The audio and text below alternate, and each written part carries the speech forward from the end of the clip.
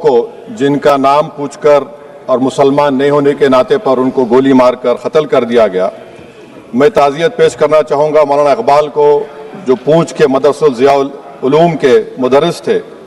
उस 5 साला लड़की मरियम को, जिसको पाकिस्तान की शेलिंग में उसका पेट फट गया, मैं ताज़ियत पेश करना चाहूँगा मैडम ज़ैन अली और उर्वा फातिमा, इन दो जुड़वा भाई बहनों को जिनकी उम्र 14 साल थी, लांस नायक दिनेश कुमार को, बीएसएफ के सब इंस्पेक्टर मोहम्मद इम्तियाज़ को। मैं शुक्रिया अदा करना चाहूँगा कश्मीर की आवाम का कि उन्होंने पहलगाम के वाक़े के बाद मस्जिदों से ऐलान किया मजम्मत का, बग़ैर किसी के बोलने पर रोड पर निकलकर उन्होंने पाकिस्तान से आए हुए दहशतगर्दों की मजम्मत की। मैं मुबारकबाद देता हूँ हमारी मुसल्लह अफवाज को कि उन्होंने एक अजीम कुर्बानी पेश की और बहादुरी के साथ ऑपरेशन सिंदूर में भारत को कामयाबी दिलाई। मैं मुसल्लह अफवाज ने पहले 9 दहशतगर्द ठिकानों पर उनको निशाना बनाया और सबसे मेरी नज़र में जो दहशतगर्दी के दिल पर हमला हुआ वो भावलपुर का था और 6 एयरफील्ड, 3 हैंगर और 2 रनवेज को हमने तबाह किया। बाद में ऑपरेशन सिंदूर की कामयाबी की एक अहम वजह यह थी मैडम कि मुल्क में इत्तेहाद और इत्तेफाक पैदा हो गया था, एक यूफोरिया पैदा हो गया था, मगर अफसोस कि हुकूमत ने उसका फ़ायदा नहीं उठाया। मैं आज भी कह रहा हूं, जिम्मेदारी के साथ कह रहा हूं कि पाकिस्तानी फौज, पाकिस्तान की ISI, पाकिस्तान का डीप स्टेट, उनका हयाती मकसद ये है कि हमेशा भारत को कमज़ोर किया जाए और अगर हमको इन ताकतों को कमज़ोर करना है तो देश में इत्तेहाद और इत्तेफाक को बरकरार रखना पड़ेगा। अगर हम बुलडोजर के जरिए या फिर लिसानी जबर के जरिए या मजहबी फिरका परस्ती के जरिए अक़लियतों को निशाना बनाएंगे तो हम खुदा ना खास्ता उन पड़ोसी मुल्क के दहशतगर्द तंजीमों को कहीं कामयाब ना हो जाए। मैडम, मैं आपके सामने ये भी कहना चाहूँगा कि इत्तेहाद और इत्तेफाक इस मुल्क में जब मजबूत होगा तो हमको बैनुल अक़वामी सतह पर दिखाने की ज़रूरत नहीं पड़ेगी। मैं आपकी तरफ से हुकूमत से चंद सवालात करना चाहूँगा कि वज़ीर आज़म ने कहा कि खून और पानी एक साथ नहीं बह सकते, आतंकवाद और बातचीत एक साथ नहीं हो सकती।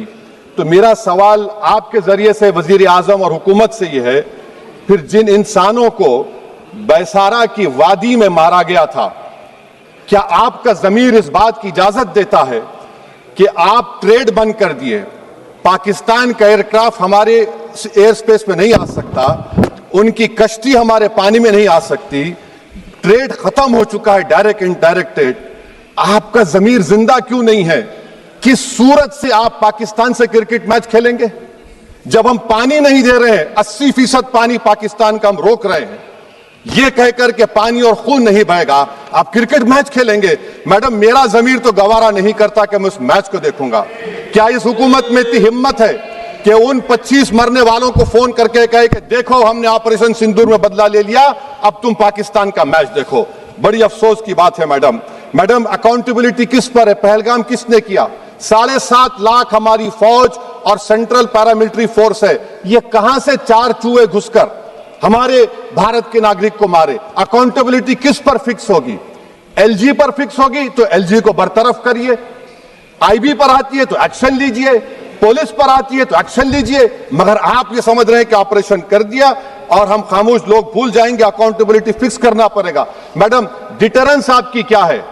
आपने सर्जिकल स्ट्राइक किया, आपने बालाकोट किया, फिर ये पहलगाम हुआ, तो आपकी डिटरेंस की पॉलिसी नाकाम साबित हुई, कश्मीर की पॉलिसी नाकाम साबित हुई, 370 हटा दिया आपने एक रियासत को UT बना दिया और उसके बावजूद भी दहशतगर्द वहां पर पहुंच गए।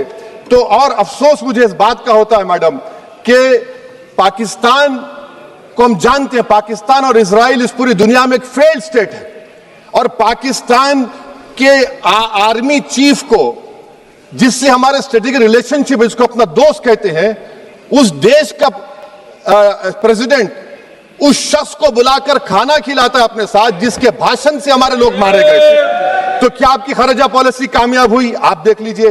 अच्छा, हमारे देश में एक ऐसी तंजीम है जिसका वजूद नफरत की बुनियाद पर और मजहबी अज़वियत को फैलाने के लिए बनाया गया, उनको तकलीफ है सेकुलरिज्म से, सोशलिज्म से, मगर हमारे संविधान के प्रियम्बल में लफ्ज सॉवरेन है सॉवरेन का मतलब यह है कि हम खुद मुख्तार हैं, हम हाकिम आला हैं, हम अपने मुल्क के मुकद्दर का फैसला करेंगे।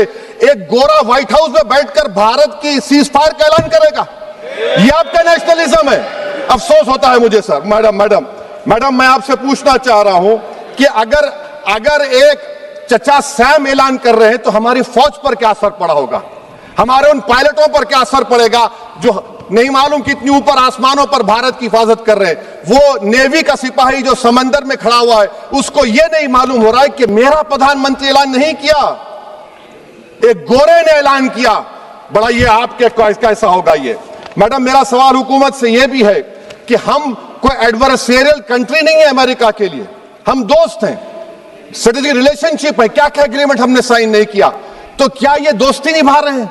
मैडम मैं हिस्टोरिकल एग्जांपल दे रहा हूं, क्रुश्चेव और टीटो। क्रुश्चेव ने दबाव डाला, टीटो ने कहा मैं नहीं मानता, मैं नैम ज्वाइन करूंगा।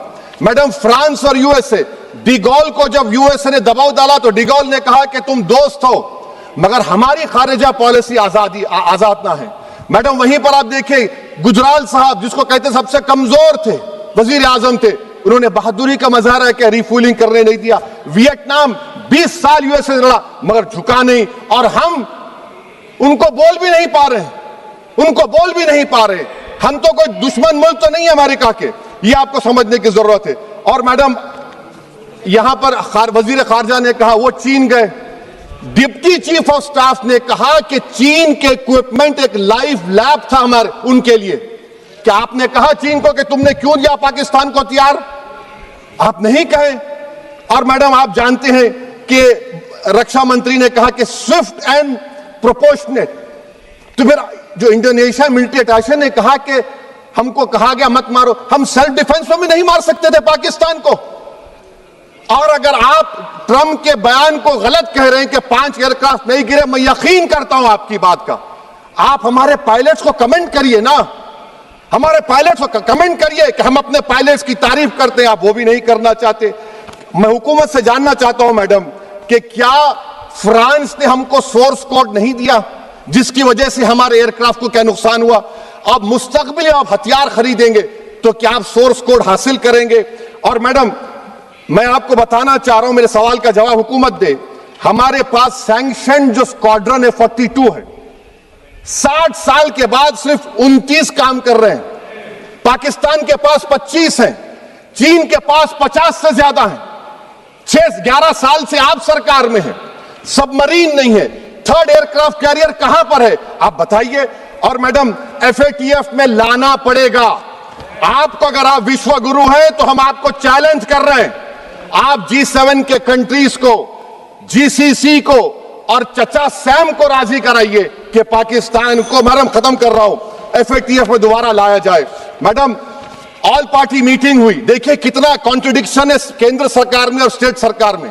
ऑल पार्टी मीटिंग में था, केंद्र सरकार ने कहा कि नहीं, बैसारन मिडोस पर तो कोई जा ही नहीं सकता, जून से पहले इजाजत लेना पड़ेगा।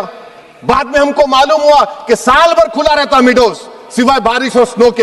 ये कॉन्ट्रडिक्शन है केंद्र सरकार में। वहां पे मैं हुकूमत से मुतालबा करता हूं मैडम आपके जरिए से कि कौमी सिक्योरिटी को, नेशनल सिक्योरिटी को, खारिजा पॉलिसी को, फॉरेन पॉलिसी को राजनीति का मुद्दा मत बनाइए, राजनीति का मुद्दा मत बनाइए। ये हमारे मुल्क में मुफाद होगा, हमारे मुल्क के इत्तेहाद और एकजुटती को आप एक वोट का जरिया मत बनाइए। और मैं एक आखिरी बात पूछ रहा हूं मैडम, क्या चीन ने हमसे कहा था कि सीज फायर कर लो? और कैसे पाकिस्तान ने हमारे पायलट्स की बातों को सुना कि हमारा कम्युनिकेशन एनक्रिप्ट नहीं है? मैडम आखिर में मैं अपने शेर से इस अपनी बात को खत्म करूंगा कि अपने ही हाथों से सर अपना कटाना है हमें, मादर हिंद पे भेंट चढ़ाना है हमें, किस तरह मरते हैं एहरार वतन भारत पर, यह तमाशा है जो दुनिया को दिखाना है हमें। यह मैं भारत की उस बहादुर फौज के नाम पे करता हूं, मुसल्लह फौज के नाम पे करता हूं। यह शेर कहने वाला कोई बीजेपी का नहीं था, यह शेर कहने वाले का नाम शेर था, शहीद अशफाकुल्लाह। मैं फिर से हुकूमत से कह रहा हूं, पाकिस्तान टेररिज्म करेगा, आप तैयार हो जाइए। आप चीन से मोहब्बत, कितना इम्बैलेंस हुआ ट्रेड का, कितना इम्बैलेंस हो रहा है चीन से। अच्छा जब गलवान हुआ उस वक्त भी ट्रंप ने कहा था कि मैं बात करूंगा, हमने कहा नहीं बात करेंगे, जरूरत नहीं है। आज ट्रंप हमारे से पहले बोलता है इज्जत नफ्स भी कोई चीज होती है, इख्तिदार में कोई यहां रहेगा कोई वहां रहेगा, मगर इख्तिदार में इकबाल होना चाहिए। बदबख्ती की बात यह है कि आपने इकबाल को खो दिया। बहुत बहुत शुक्रिया। माननीय सदस्य श्री के फ्रांसिस जार्ज जी।